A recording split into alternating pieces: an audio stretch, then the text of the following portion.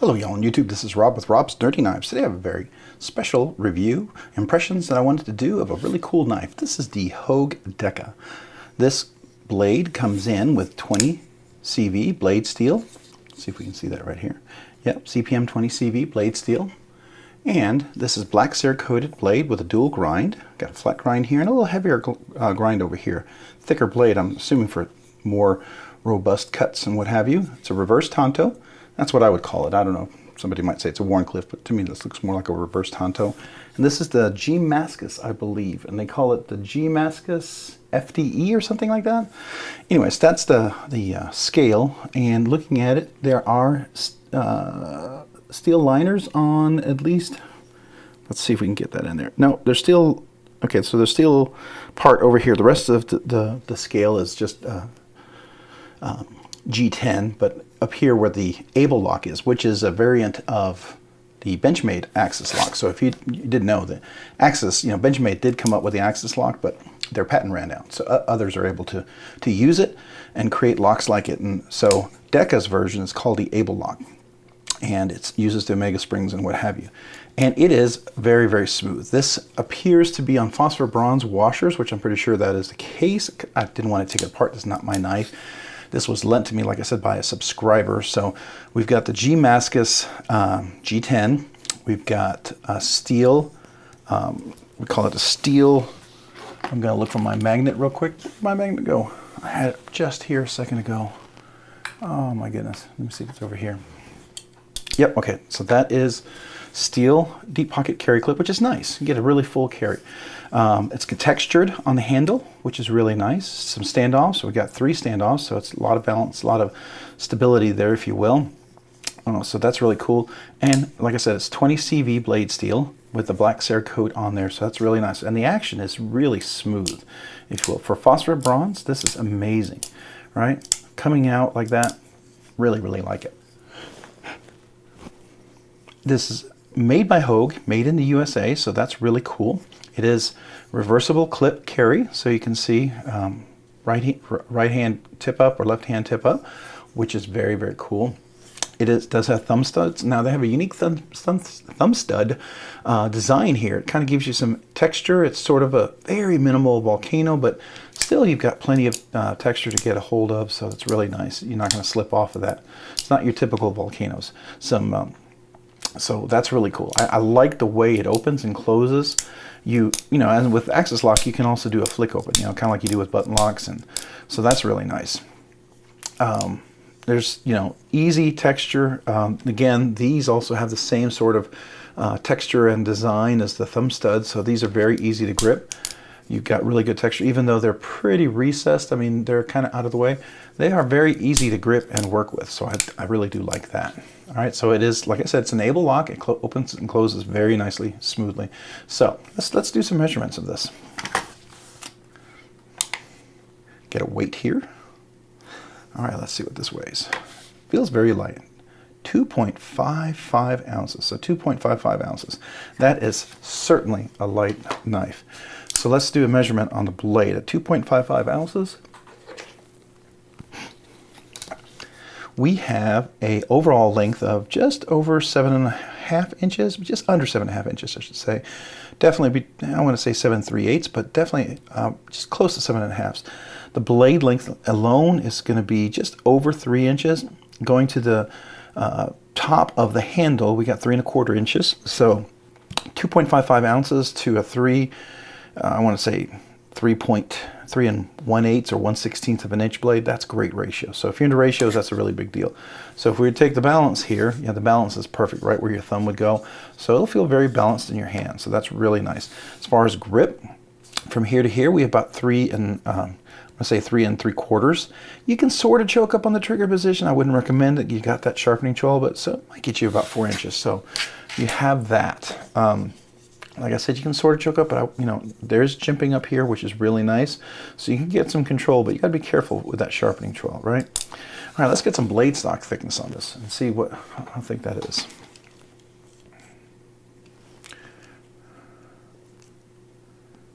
Okay, so let's see how thick this is. Oh my. yeah, so 98 hundredths of an inch. So that's just under 1/10 of an inch, just about 1/10 of an inch. Very, very thin blade stock, which is really nice, which means this is going to be a great slicer. Very thin, come down to a nice thin edge. With that thin blade stock, as you can see, that gives you just really some wonderful cutting ability. I really, really like that. So there we go. All right, so what knife category is this in? Well, this knife is going to run probably, I want to say this knife retails for around $146, $150. So I would definitely call this knife a regular knife. It's over $100, definitely under $250, $300. So it's a great deal for a USA made knife. 20 CV blade steel, G10. I mean, fantastic. All right, so the purpose of the knife, what can you use or should or might use it for? Well, this is an everyday EDC. This is you can beat them up, really use hard kind of knife. I like this. When you grip it, this clip here, I don't feel any really hot spots. So, I mean, you can be out there cutting hard things, especially with the thicker stock right there. This just gives me the idea that when you need to cut something really thick, rope or what have you, wire or just something heavy gauge, you have a thicker blade right there, more strength, right? And you have a thinner tip for a more precision cut. Definitely with the reverse tanto, you can definitely have some precision cutting there, so that's really nice. So definitely every day, I mean, I would use this, cutting boxes, fertilizer, mulch, cat food, dog food, really, really fantastic. So for me, it is an everyday EDC. Now, I would probably go with an all black one. This, G10 or G Mascus is a little, I don't know. Sorry, so it's late at night and I'm trying to get some reviews in before work, right? So I apologize, guys. Really trying not to yawn, but it's a little tiring. I've been working late. So this right here is I think you're gonna like this if you're, out wanting something more camouflage, if you're hunting, stuff like that. It's a beautiful knife, so definitely kind of a hunting design for sure. So if you're out a hunter and you want a knife that's more camouflage, the only things to worry about with something like that is that if you do drop it, you might not see it, so you could lose it. So, especially if I'm out hiking or doing something like that, I like a little brighter, easier to find kind of knife. But I think the black one would really do it for me. I do like the design. This is beautiful texture on here. It gives you good grip, so that's really, really nice. The ergos in the feel, let's get into that since we're talking about the texture. It's really comfortable. Chamfered around all the edges. There's no sharp corners, so I really like that. Get a good presentation, good grip. Like I said, you sort of choke up, but be careful. I would say deployment is really great because it's buttery smooth with that action. It's easy to do a front flick and a reverse flick, and because it's that able lock, it's easy to do it left-handed, right? So easy to work as a lefty. And then you can easily reverse the flick, so a lefty, you can get that wonderful grip over there. So that is wonderful. Closing design, I like it. It is the typical able axis lock, so you just pull down and it drops. And now if you can flick it in, you can get it to lock, right? As soon as if you release up that crossbar, my goodness, sorry guys, that crossbar hits the tang of the blade where it rolls around and it'll slow it down. So if you get enough, if you want to flick it in, but it'll definitely lock in place, not going to bounce out on you. But like with the whole thing, if you drop it, it'll still have that beautiful drop shut. Now, since it's mine, I'm not going to loosen or tighten it. I don't want to do anything like that. Let's look at that. As far as blade centering, it's perfect, which is really, really great. Let's check the blade. No blade rocks, nice and solid in there. That's really cool. I do like, like I said, I love the crossbar, thumb ends or whatever you want to call it, button bar texture here. Works really nice, easy to grip, easy to work with. So that to me is great. So as far as fidget factor, right? You have the thumb studs and you have the able lock. So the able lock and the thumb studs give this, I'm going to say it's about a 6 out of 10 as far as maximum fidget factor. And out of that, I would definitely give it a 9 out of 10 or 90%. I would say it meets and excels well in what it does. So for the possibility, the max fidget factor you can get a 6 out of 10, it meets almost all the 6 out of 10 really well. I was trying to see if I can get I think left-handed I can sort of get a middle finger flick in there, especially with the Cerakoted blade, but it's not as easy. It doesn't feel as natural, and especially with right hand, I was having trouble and I really couldn't get that to work. So yeah, 6 out of 10, and definitely does it well. I like the thumb studs. I mean, sometimes they get a little uncomfortable because they're a little sharp with a sharp edge. I do like a Volcano once in a while, especially when you come in at an angle. I've been flicking my McNeese Mac 2 a lot, and it has more square thumb studs. Works great, but sometimes your finger gets a little tender if you're, you know, fidgety kind of guy like I am, and I do that quite a bit. So, overall thoughts, and is it recommended? This is a great knife. I do like this knife. I highly recommend this knife.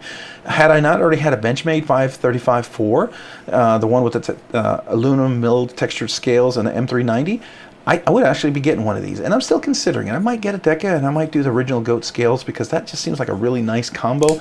I would probably get the MagnaCut version because Hogue does a really good job on the MagnaCut, and I think I don't know if I'd want the dual grind, but I like the reverse Tanto or something like that. The idea of the titanium texture scales really is appealing to me. And I would love to see Hogue do more of that, but that's going to add cost, right? So their goal is to produce an American-made knife at a great cost, and they're doing it. And so if you want to go secondary market for scales, I think that's wonderful.